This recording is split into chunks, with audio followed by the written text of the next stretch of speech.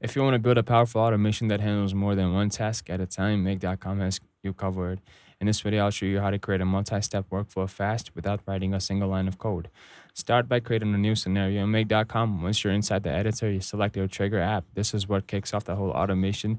It could be a new form response, an email, or even a row. Add it in Google Sheets, connect the app, and set up your trigger. Now here's where the magic happens. After setting your trigger, click the plus button to add more modules. Each module is a new step in your workflow.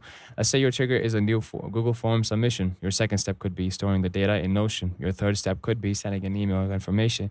And your fourth step could notify your team on Slack. Each of these actions can be customized and connected to different tools.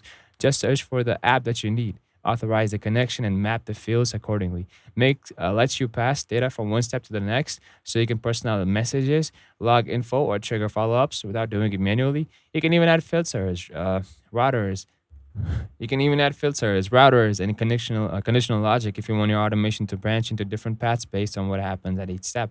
Once your multi-step flow is ready, hit run once to test it, and if everything works smoothly, save and turn it on. And that's how you create a fast and powerful multi-step automation using Make.com. If you find this helpful, like the video, drop a comment below if you got questions, and subscribe for more quick automation tutorials.